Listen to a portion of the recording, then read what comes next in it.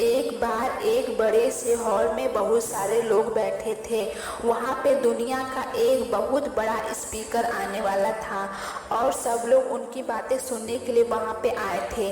लगभग 10 मिनट के बाद वह स्पीकर स्टेज पे आ जाता है और वह बोलता है कि अगर आपने मेरी बात ठीक से सुन ली और समझ ली तो आपकी पूरी ज़िंदगी बदल जाएगी।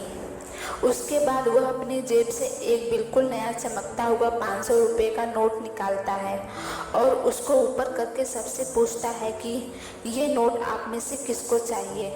ये सुनते ही सब लोग अपने अपने हाथ ऊपर कर देते हैं।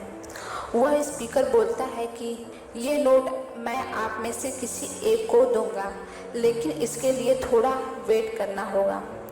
अब वह स्पीकर उस नोट को अपनी मुट्ठी में बंद कर लेता है और थोड़ी देर तक उसको मसलता है। अब उस नए नोट में सल पड़ जाते हैं और वह थोड़ा पुराना सा दिखने लगता है और वह एक किनारे से थोड़ा फट भी जाता है।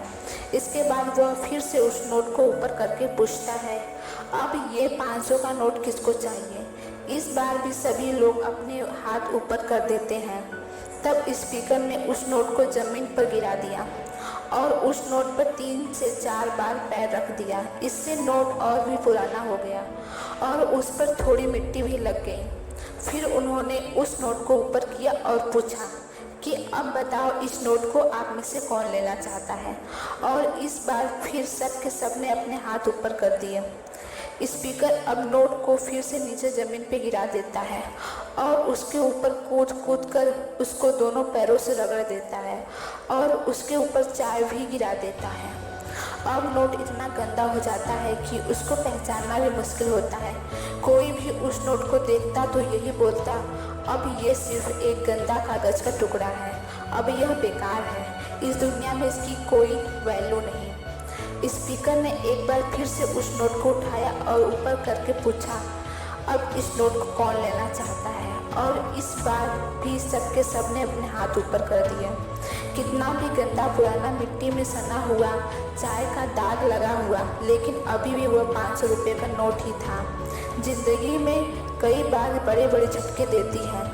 आप एग्ज़ाम में फेल हो जाते हो या जॉब के इंटरव्यू के बाद आपका सिलेक्शन नहीं होता। जब आपका बुरा समय चल रहा होता है और आप सिचुएशन का सामना कर रहे होते हो, उसके बाद आपको लगने लगता है कि आप सफलता के लायक ही नहीं हैं। आपको लगता है कि दूसरे लोग आपसे बेटर हैं और आप किसी काम के नहीं हो, आपकी कोई वैल्यू नहीं। हमेशा याद रखो, इससे कोई फ़र्क नहीं पड़ता कि आपने कितनी बार सिचुएशन का सामना किया है, आप ज़िंदगी में कितनी बार फेल हुए हैं।